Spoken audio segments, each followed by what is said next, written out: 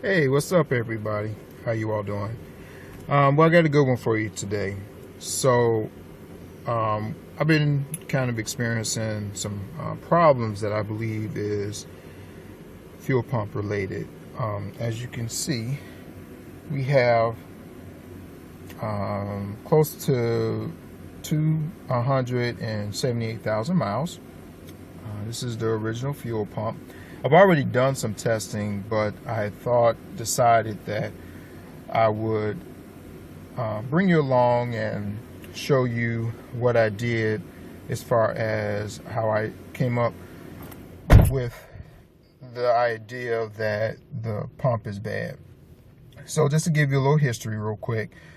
By the way, today is February 4th, 2020.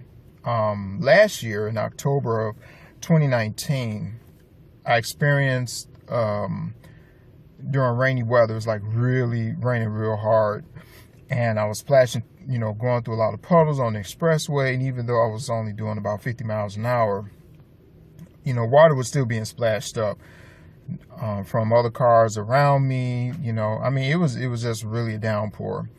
And while I was driving, she just cut off, while I was doing like 50 miles an hour, which has never happened before. So I immediately thought that some water got under the hood on some connectors, because when I pulled over and I tried to start her up, it was like she wasn't getting gas. She wasn't starting. So, I tried to do whatever I could while I was out there, but couldn't get it started. So I ended up having her towed back to the house. And show and behold, the next day, I got up, came in the garage. I was about to do, a whole bunch of testing, and she started right up. So I was like, okay, well, maybe it was, connector, and maybe it dried out overnight.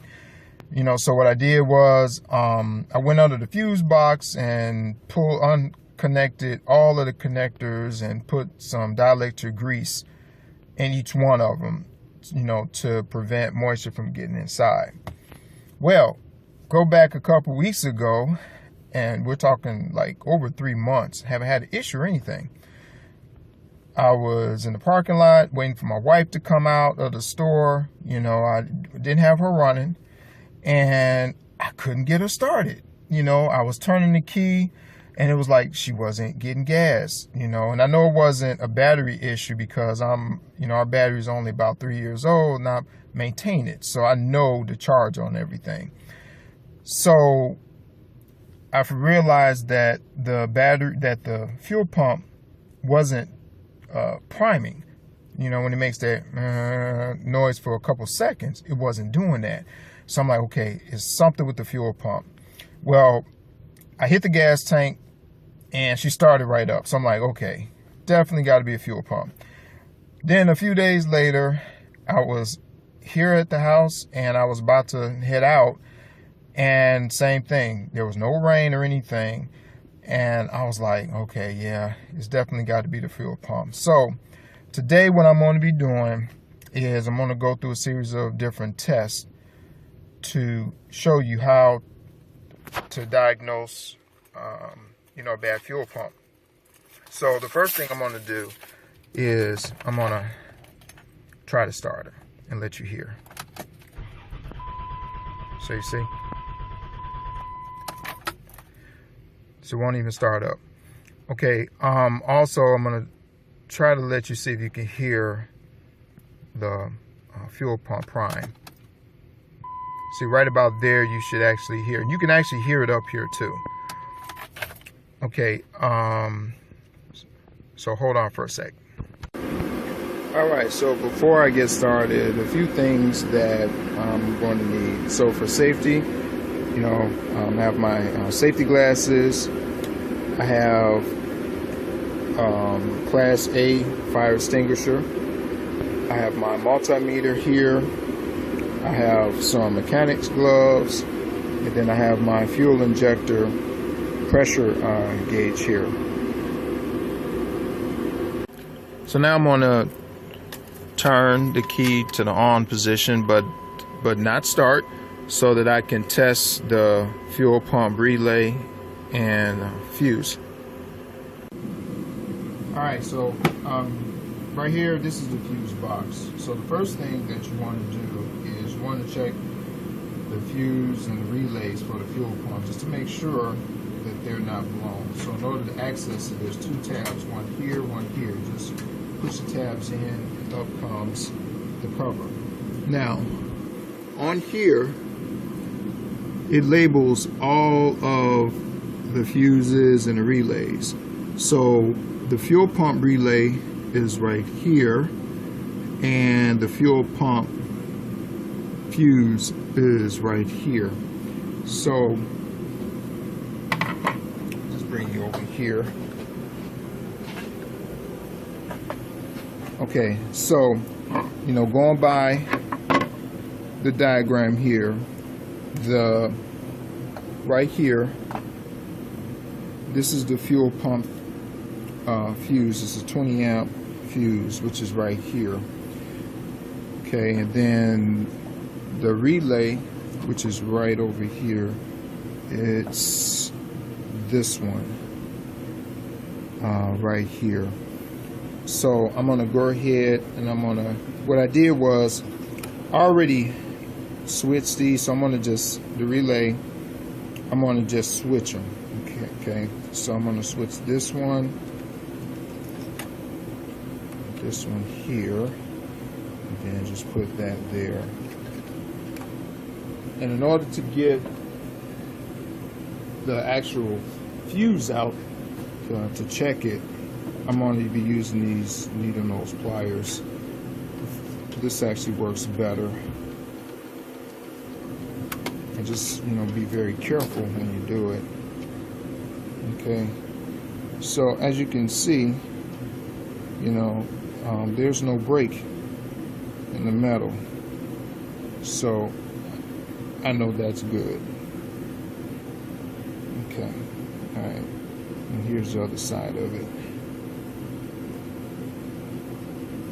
Okay, so I'm going to go ahead and put that back in.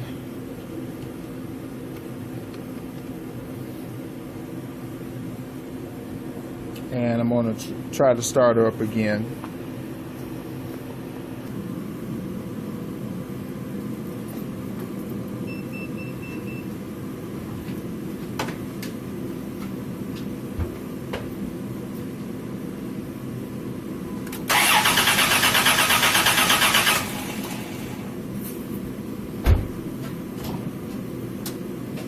Alright, so you see still nothing. So at least I know that the fuse and the relay are okay. Now I'm going to test to make sure there's power going to each one of these ports.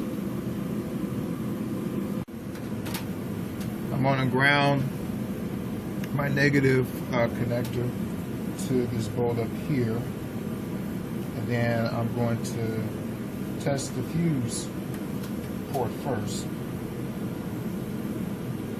And I'm looking for volts.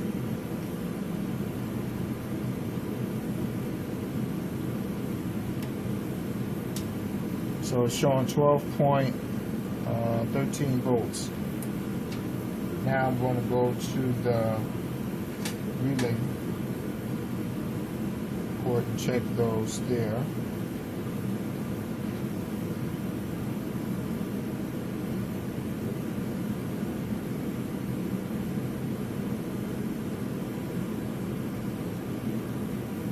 You see here I'm getting 12.07 volts. So I'm getting power to here. So now what I'm going to do is I'm going to check to make sure there's power going to the fuel pump itself. In case I didn't mention, I had the key in the on position, not start but on, in order to make sure there's power coming up here. Okay, so I'm underneath the vehicle. This is where the fuel tank is, and on top here, this is the fuel pump, and this is the connector. As you can see, it has that red tab on it. So you'll need a screwdriver or something like that to push it sideways, because the way that this fits on here is like this. So you'll push it sideways and then you can take it off. So it's not necessary to lower the gas tank in order to disconnect this. So I'm going to go ahead and I'm going to test the power. I have the key in the on position but not start. I've grounded my negative lead to the muffler clamp, and right here, this is the positive port here. So I'm getting 11.38 volts. So I know that I'm getting power to the pump, which means that is another indication that the pump may be bad. But I'm going to do one last thing. I'm going to try and hook up my fuel pump injector pressure gauge and see if there's any pressure coming through. Okay, so I've connected my fuel pressure gauge to the test port, which is right here. This is actually made out of plastic, so be very careful when you thread this on. You shouldn't have to force it on there. Normally, from my experience, there's usually pressure still built up in here. The only thing is, though, I don't know if that's just because the vehicle, was not too long ago run and eventually the pressure goes down or not. Because I remember when I had tested this before, when she was actually running on here, there was pressure in here, I think about 30 psi. Then once I started her up, it rose up to about 61 psi, which the normal reading, if I remember right, is 59 plus or minus 5 psi is the actual normal range. So when she was running, yeah, she was the pressure was fine. So you will have to take off the air box, and you have to disconnect the oxygen sensor, which is on the air box as well. Wait, let me see where this connector here, and you got to make sure that you take off the actual this as well. So I'm going to go ahead and put all this back together. I just wanted to show you this. There's really no way to connect this without having to take all of this apart. So I'm going to go ahead and put everything back together, and then when I come back, start her up and see what happens. Okay, I'm about to crank her over and let's see if there's any pressure.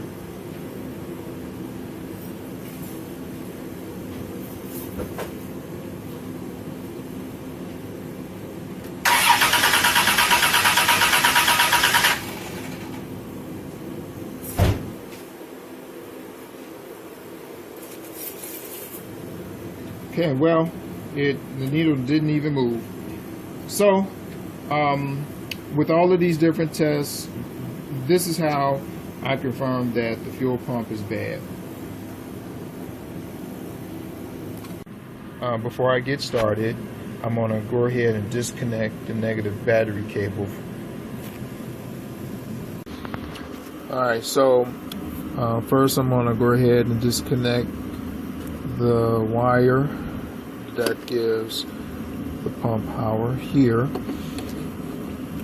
And the next thing I'm going to do is, this is a ground wire here. You want to disconnect that. Be very careful too, because as you can see with this one, this is like corroded. You don't want to break it because it's definitely needed on here. You see it's coming off. If yours is corroded too bad, just order another one. But I believe I replaced the original one when I changed the fuel pump, not fuel pump, the fuel filter, which is this right, oh no, this right here. This is the, okay, maybe you can see it now. Right there, that's the fuel filter.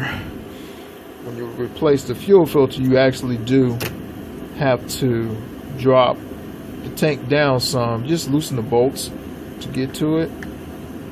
Now, to get these two lines disconnected, this one and this one here, I believe this is the supply line that pushes the fuel to the engine here, and then this one is like, I guess, for the vapors and stuff like that to go back into the tank.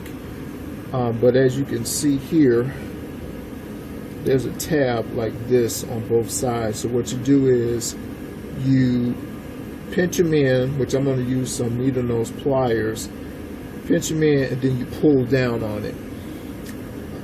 It's kind of hard to film underneath here because I have limited space, so that's why I'm kind of showing you.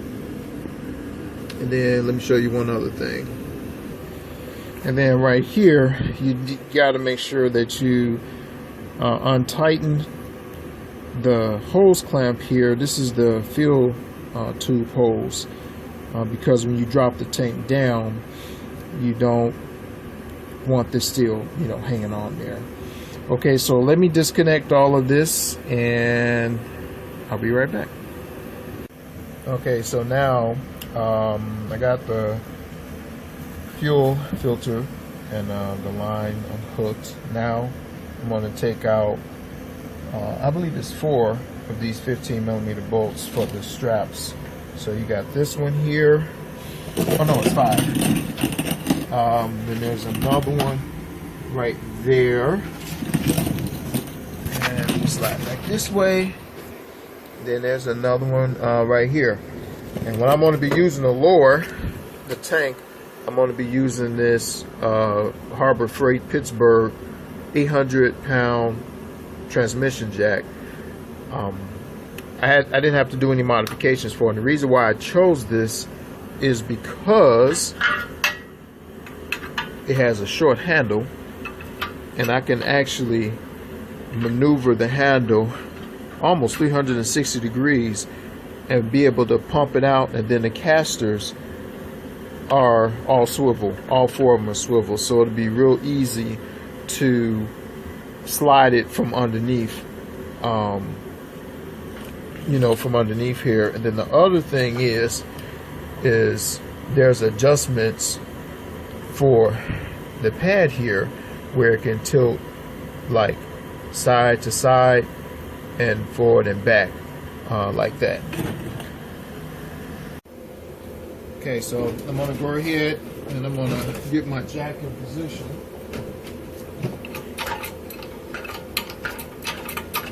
And what this is going to do, this is just, I'm going to pump it up enough to be able to hold it so it doesn't fall. And I got to make sure I have enough clearance so that I can get the strap, take the straps off. And I need to see, Alright, so actually I'm going to lower it. Well, you know what? No, I'm going to leave it. Okay, so I'm going to use my Earthquake XT stubby to start taking out the other bolts.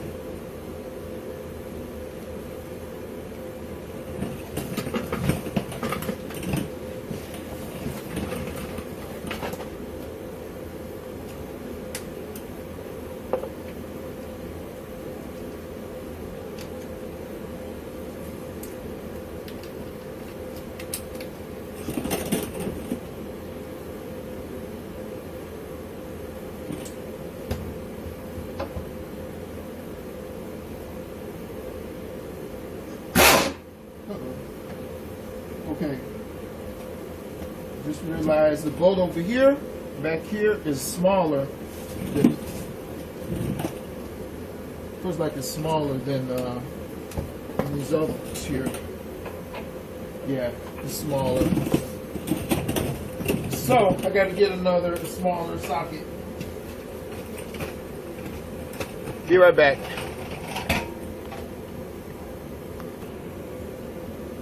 Okay, so the bolt all the way back here is actually a 13 millimeter, and you're going to need to use an actual swivel to get up there, unless you use an actual hand ratchet.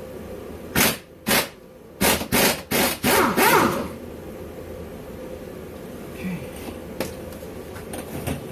so that's one, and now I'm going to switch to the 15 millimeter so I can take off these other bolts.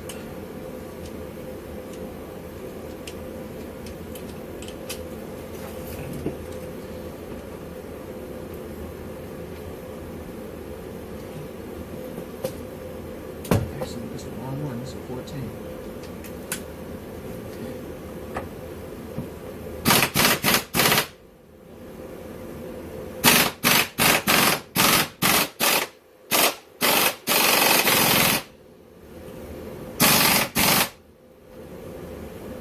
So what I'm going to do, take it all the way out.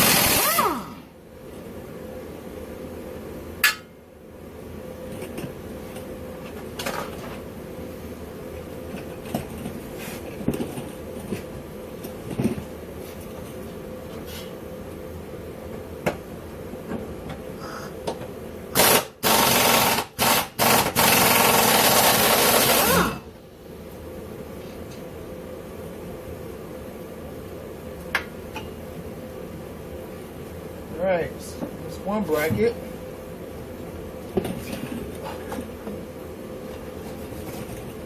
Also, you got to be careful because there is fuel that will still drip out of this line here. So we'll go ahead and throw that over there.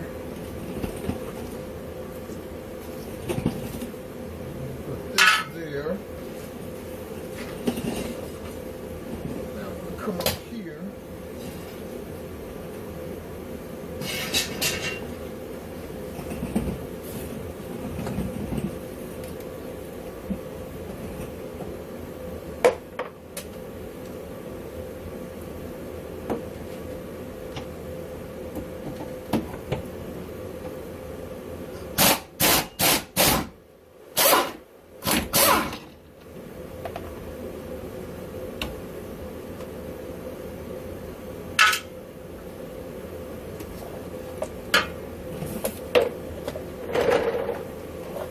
One more to go.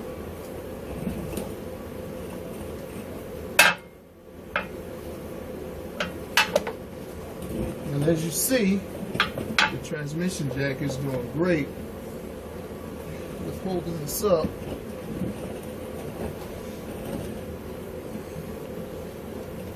Alright, where's that other one? There she is.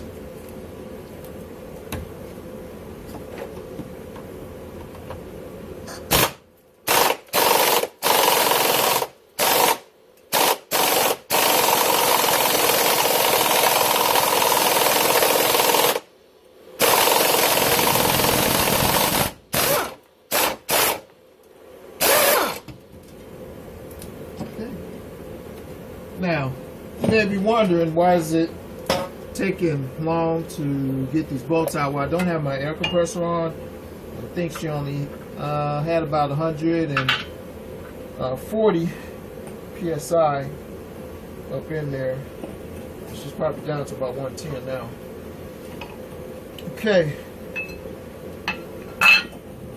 So now, I've got the brackets off. There's nothing holding the tank up except the transmission jack. And what I'm going to do is I'm going to start to slowly lower it, but I got to get another light so I can make sure there's nothing else I didn't forget to disconnect.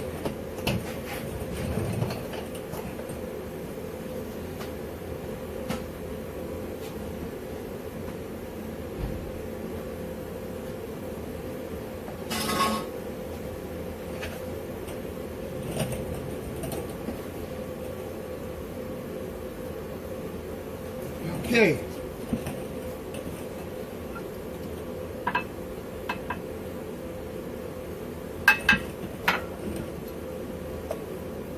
great thing about this little jack is that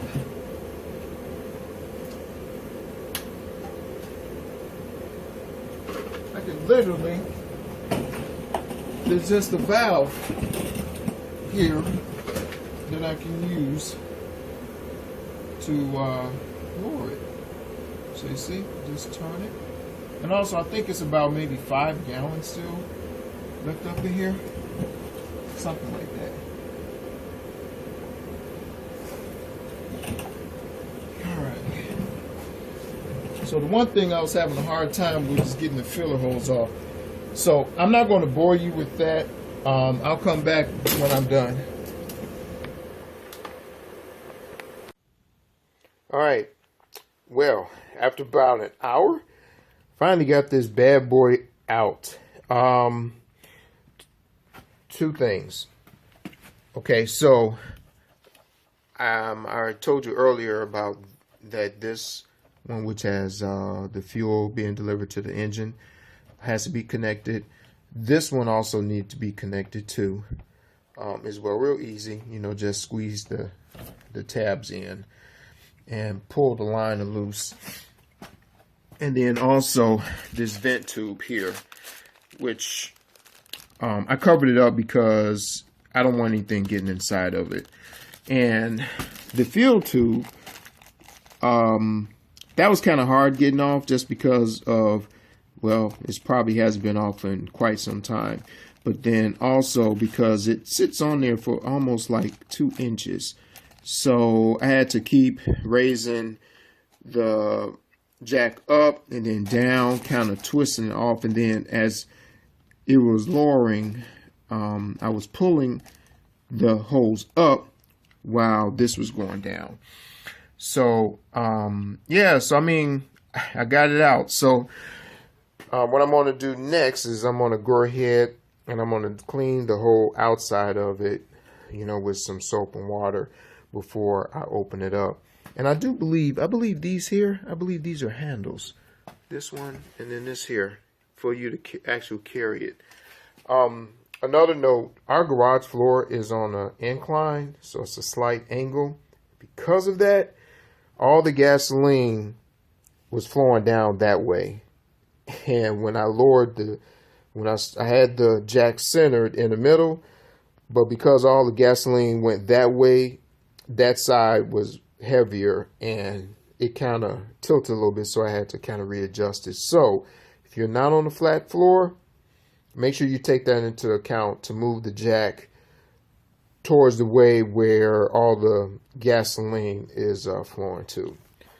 All right. I forgot to show you this. What I did was, well, I capped this off, but this one's leaking, so I'm gonna have to put a plastic bag over this one here. Yeah, because gas is still coming up through there. But the others, I put some sandwich bags on there so that this is the fuel tube here, and this is the evaporator hose here. So I just cover them up, you know, so that no fumes or anything like that would you know, come out that much. So just wanted to kind of show you that. Also in a video it said to remove this here, but as you can see, these bolts are like rusted big time, and you see those right there, they're rusted too. So I didn't remove this here because I just didn't want to take a chance of me not being able to get this shield back on here. So I was able to reach around here because actually that this evaporator hose that's on the gas tank actually comes through this hole here. So I was able to just reach my hand this way and then just go ahead and disconnect it. Okay, so yeah, next time I'll be cleaning the tank off. Okay, so the first thing that I'm going to do is I'm going to work on trying to remove some of this rust off of the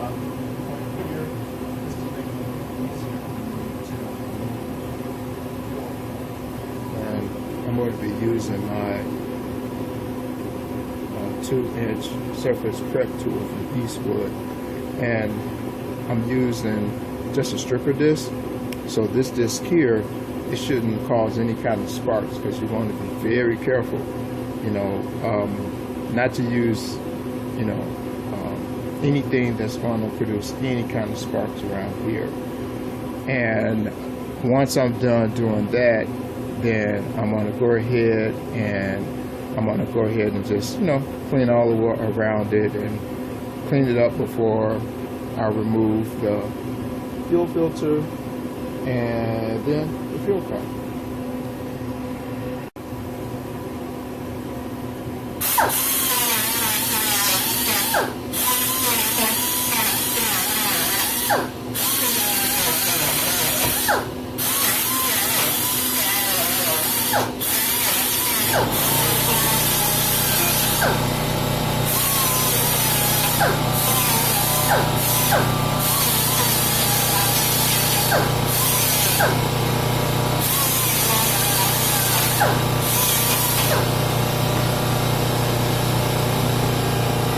Okay, so you get the idea. You see how I was cleaning it up without, sorry, I'm wearing my dust mask. You see how it's cleaning it up. It's removing minimal metal, but it's removing the corrosion and rust and everything. So I'm going to go ahead and finish this up, and then I'll show you what it looks like once I'm done. Okay, so I've cleaned the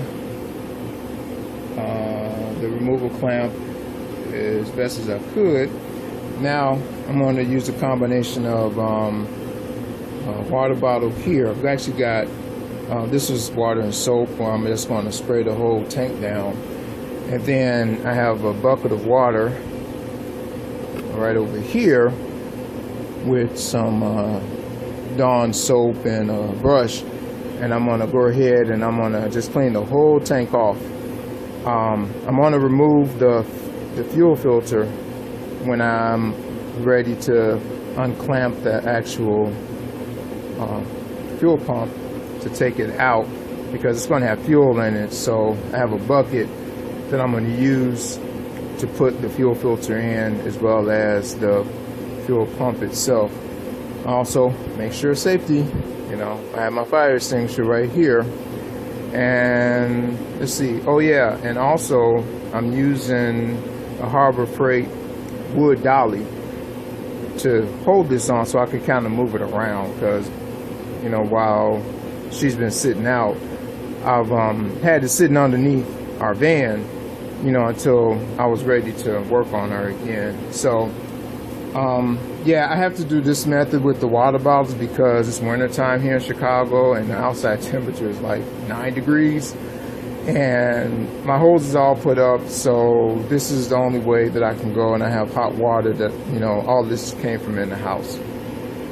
So I'm gonna go ahead, so I'm gonna just kind of soak it down, with this, and then I'm gonna go ahead and use the water there to, go ahead and really scrub it down and get all this dirt off and everything. And then I'll come back.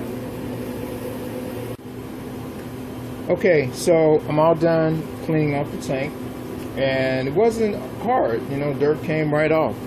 So it definitely would be easier to rinse this off with a garden hose, because it's just really hard trying to get the dirt out of the little crevices on the tank and everything. But I'm going to use my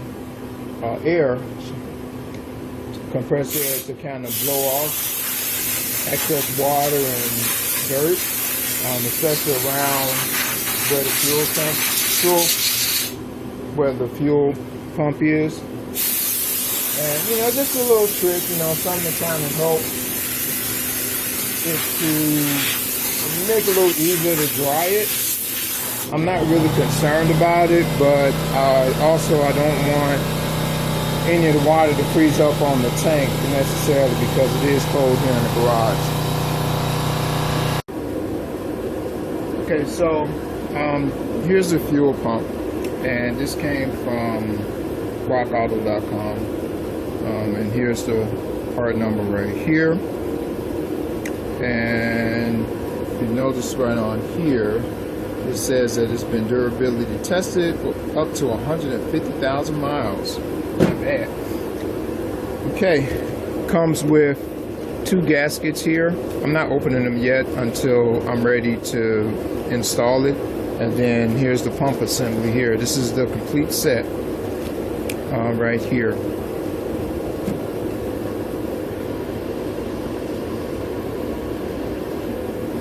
Okay, and now this right here is a fuel filter.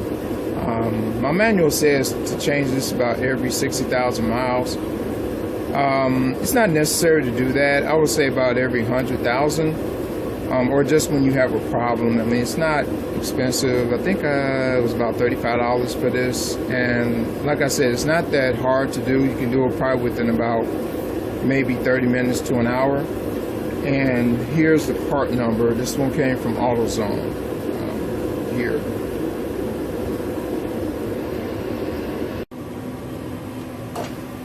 Okay, so what I'm going to do now is I'm going to go ahead and remove the fuel filter.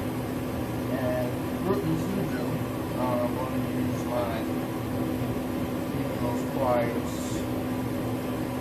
I'm going to see, it comes up like real easy. Be very careful because there may be still fuel in it that may spill out. Very careful. This one harder.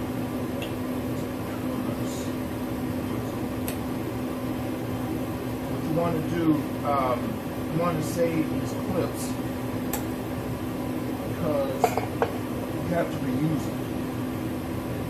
I'm sure you can break them. I'm sure you can get replacements. But you really want to try to save them if you can. Okay. So I'm going to leave those on there for right now. And then what I'm going to do is I'm going to actually put this inside of the bag that the new one came in. Okay, so here's my bag here. And the reason why I'm going to do this is because AutoZone is going to recycle this for me. And they said just make sure to put it in the bag. That's what I'm doing right now. And because I have some gasoline that's spilled on here, so you can see gasoline is kind of spilled out. So I'll dispose of this. I have a gasoline container outside the backyard, and I'll just pour that in there. But I'm going to go ahead and wash this off with some soap and water, and then I'll come back.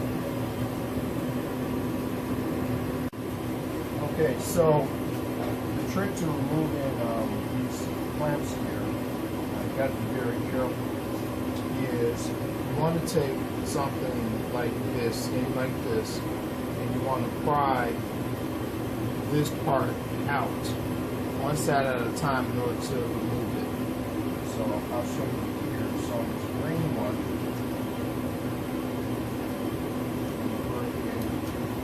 so you got to pry it outward, lift it up, pry it out, and then on the other side, and then it comes right off. So it shouldn't be hard to take this off. And then this right here, this is just a plug, and you want to remove it and transfer it to the pump as well.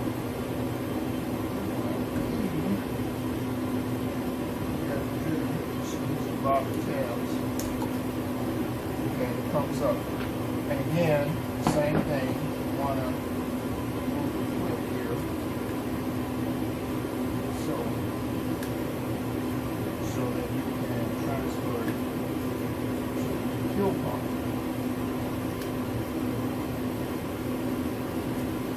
And you might be able to use a screwdriver, but I'm not quite sure. I find it easier just to use this here. Okay. Okay, I just wanted to show you something here. So if you notice on the OEM fuel pump, the one that had the cap on it, it actually does have a hole going inside here. And on the new fuel pump, it still has that there, but it's actually doesn't have a hole. See? So I'm not quite sure. Yeah. Why it's there. I'm still going to go ahead and put the cap on it because I don't. Actually, matter of fact, it's probably not going to even fit. Nope. So it's not even a need to even use it on here. So maybe they went ahead and did a modification to it. So what I am going to do though is I'm going to go ahead and I'm going to put the clips on here. Then the one that was closest to the electrical connector was green, and then the one going further from it was blue. And that's pretty much it. That's all you got to do. I'm going to hold on to the cap. See, I can actually use these for something. Could just put it on here. Yeah. Alright. Alright, so now I'm going to go ahead and try to take this locking ring off. Got my bag here for put this in when I take it out because it's going to be full of fuel. And I'm going to be using just a regular hammer and a punch. So I think I'm going to try up here. It shouldn't be that hard. All the concern is the rust. You know, but the thing you want to do is take your time. So, you know, just take your time. I would say hammer on all of them. You know, until you see it move. So that's what I'm going to do. Probably should use my sledgehammer.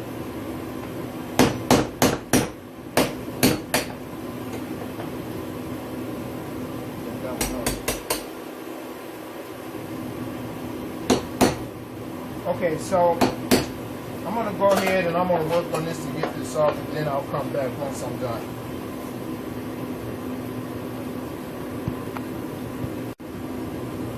Alright, so yeah, I got it to move.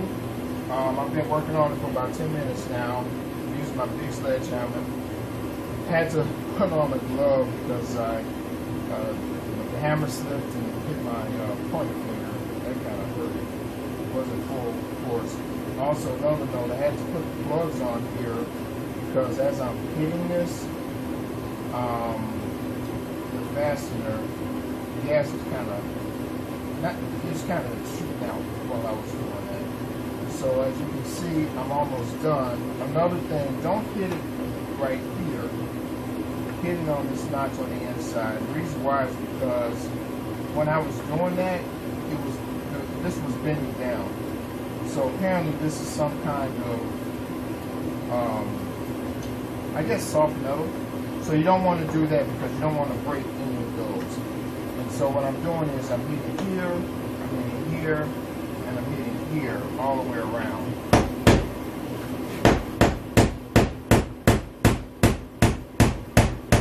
And as you can see, it's moving.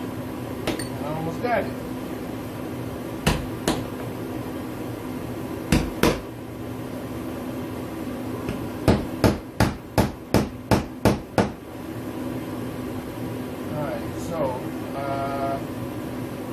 Yeah, now I got it to that part. I got to figure out how to get it the rest of the way around.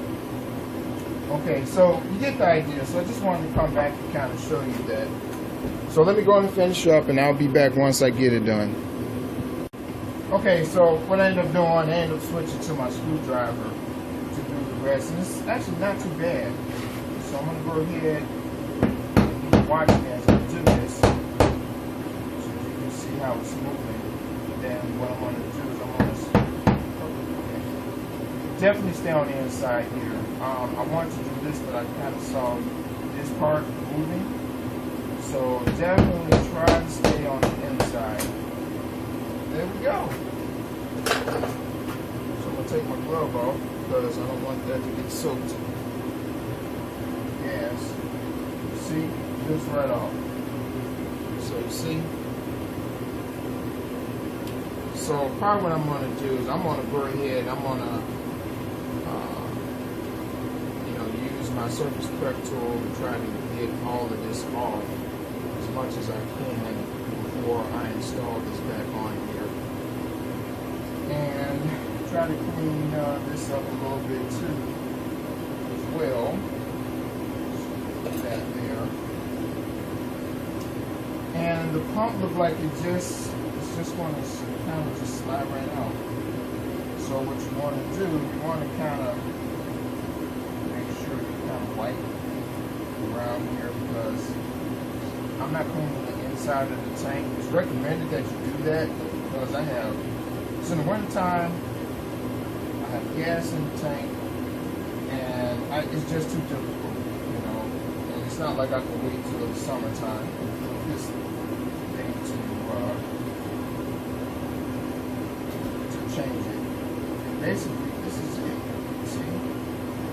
So if you see here, here's the rubber. That's not the rubber seal. Okay. Well, I know the seal is on the inside. So what I'm going to do is I'm going to grab my bag here. I really want to catch this as much gas as I can inside of it.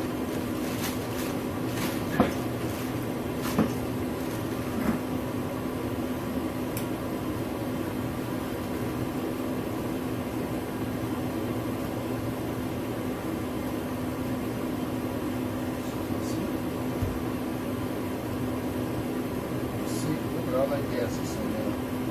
Wow, what a waste. I'm not even sure if I can how to get all of that out. So I can't compare this to the new one, not necessarily not with all the gas in there. I should have brought it over here, but I forgot. This is basically, yeah, what it looks like. But it looks identical. Yeah, it looks identical. I'll compare it once I put it inside the bag. You see, there's the float there. So I believe all this gas is in here. I won't be able to get that out. So I'm gonna just leave it in there. Unless I figure out a way how to do it. Wow, look at the strainer. Or the sock is what they call it. Look how dirty that is. That's really dirty.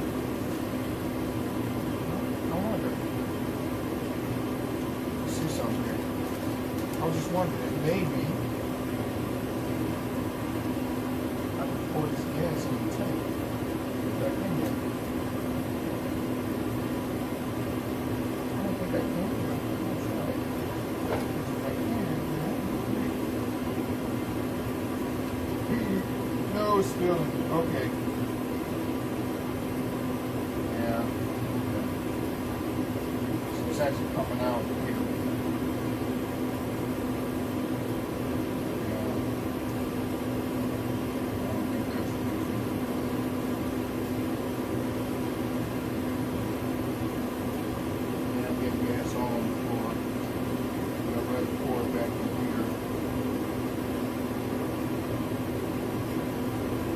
So this is less gas that I have to try to dispose of. Alright, so I'm going to go ahead and put the caps on here. I'm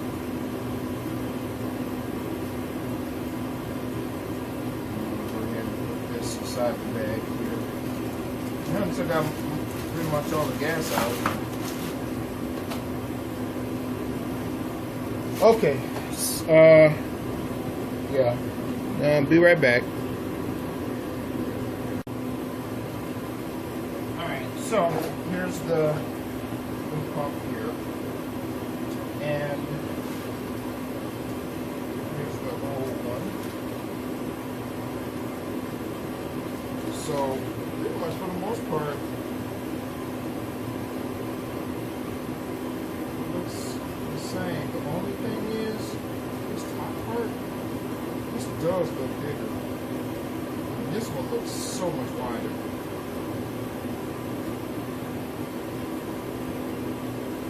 Yeah, and as you see, this tube here, this may be some kind of vent tube or something like that.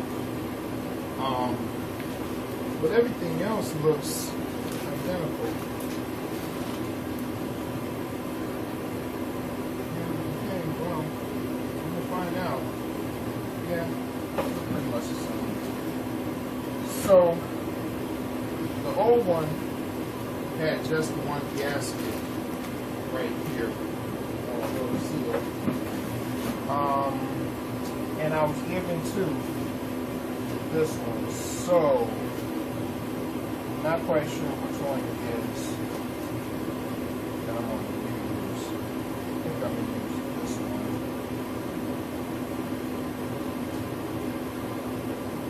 Yeah.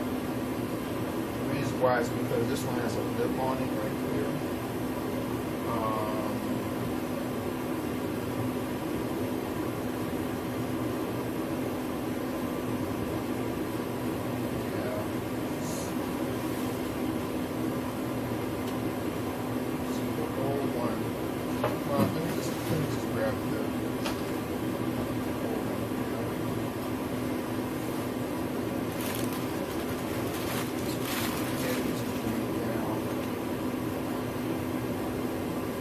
So that's a seal board.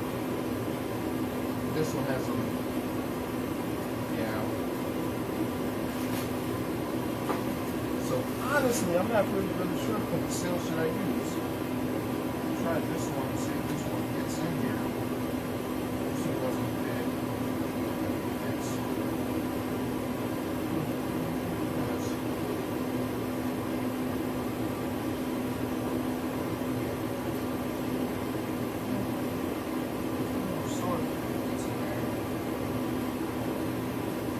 Then I got this one here, which this one has, it's kind of identical to this one here. The thing I'm concerned with is this one being a little thick, I may not be able to clamp it down.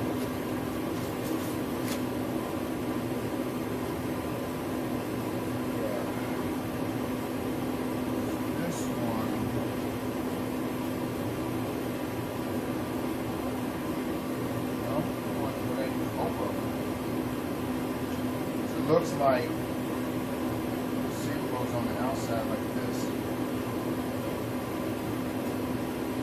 Yeah. Alright, well, let me go ahead and figure this out. But basically, all I have to do is just angle it, pop it in, and then go ahead and seal it up. Okay.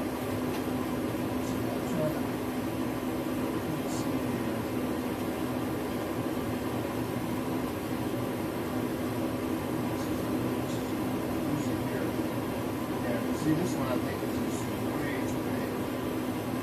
And they supply you with two different ones, I guess, depending on the type of tent that you have.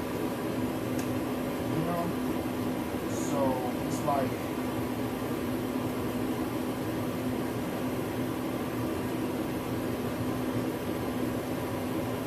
yeah. See, this one right here.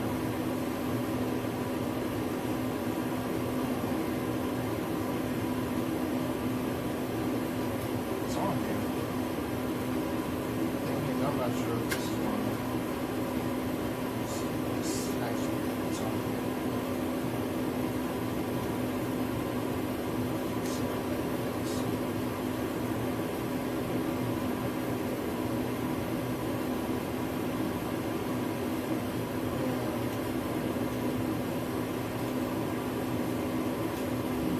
It's on here. So I guess I could just do it. I could just put this on and just see.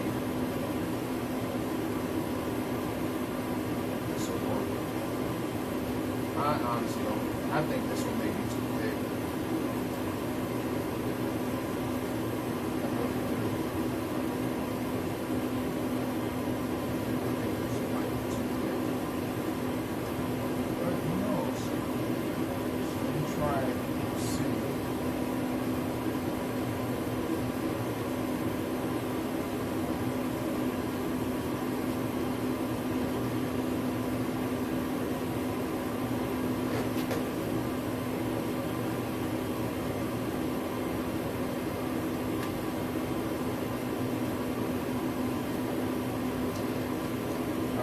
basically, this is how you do it. So let me go ahead and finish with that, and then I'll come back.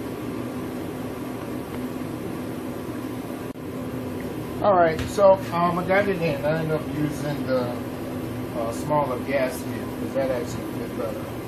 So now I'm going to go ahead.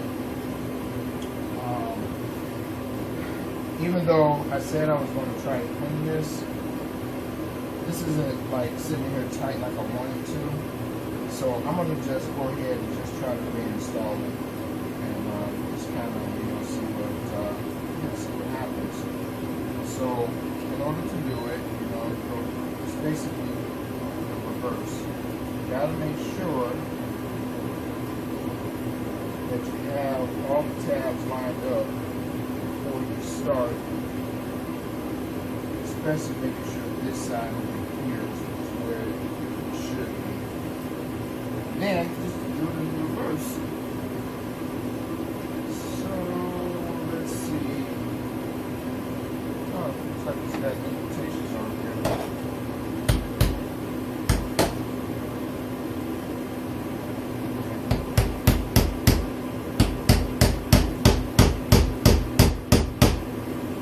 Alright, so I'm going to go ahead and I'm going to, there's indentations right here, which you probably was using a screwdriver. So, fasten this back up.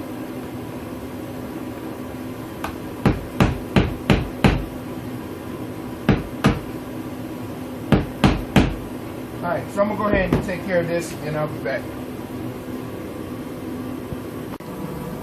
Alright, so I'm done, and I end up having to use various methods to try to get that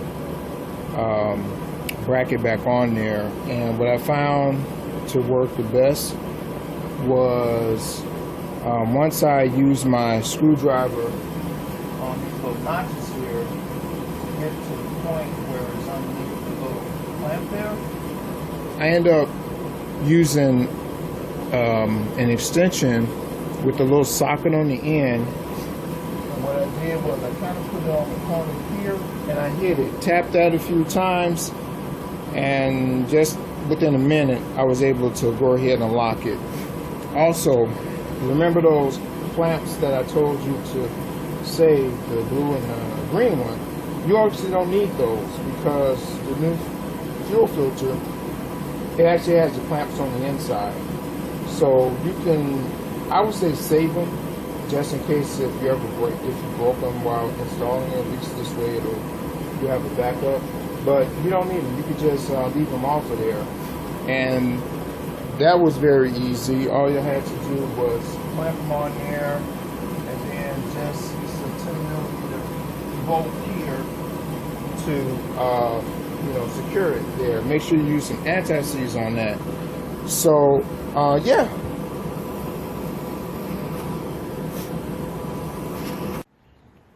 Now I'm going to go ahead and I'm going to prep these tank straps for painting. So I'm going to go ahead and remove all the surface rust off of here. I'm going to be using a 40 grit sanding disc, and I'm going to prime it. Actually, I'm going to put some rust encapsulator on it, and then I'm going to go ahead and I'm going to paint them. So I went on ahead and I finished sanding, and went on ahead and applied that rust encapsulator on the brackets, and as you can see, they turned out really good. Yeah, see? Check that out.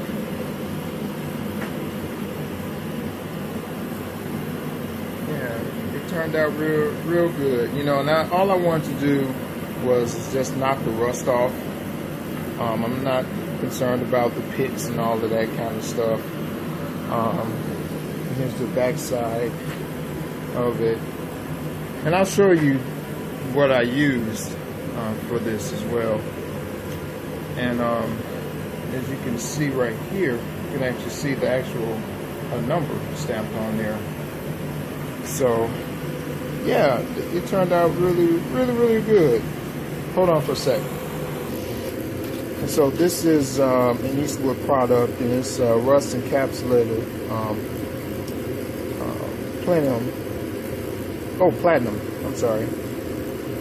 And the great thing about this is that it's tactile up to 48 hours. So I'm within that time frame, so all I'm going to do is apply this right here. I'm just going to use this paint and primer in one. Probably put about maybe 2 to 3 coats on there. None fancy. You know, I've used this before on the rear wiper arm when I had sanded that and actually media blasted it and cleaned it up from all the rust and everything. All right, I'm all done painting the straps. As you can see, they turned out real nice. Yeah, they look real good. So they're pretty much dry to the touch. It'll be about 24 hours before it's finally cured, which is okay, you know, because I'm not going to be driving for about that amount of time. And I also cleaned the bolts. The bolts were rusted, you know, had corrosion all on them too. I forgot to show you that. And how I did clean these, I used my vibrator tumbler, and I cleaned these along with some other bolts here. So now I'm about to put the straps back on and start her up and check for leaks. All right, so got everything hooked back up, and I'm about to start her up now. So I'm gonna try to, I gotta prime the pump at least 3 times. I've already done it once, so I'm gonna try to let you listen. You may not have been able to hear it, but I can hear it. Oh, I'll just turn this off. And here we go. And you know, that's to be expected. And see, there she goes. She started right up. So, yeah, so the repair was a success. I hope this video blessed you. If you have any questions or anything that you would like to add, just post them in the comments. All right, you guys have yourself a blessed day. Oh yeah, I almost forgot. Yeah, make sure that you check for leaks too. All the everywhere where you disconnect, you know, the hoses, the fuel pump, and all of that.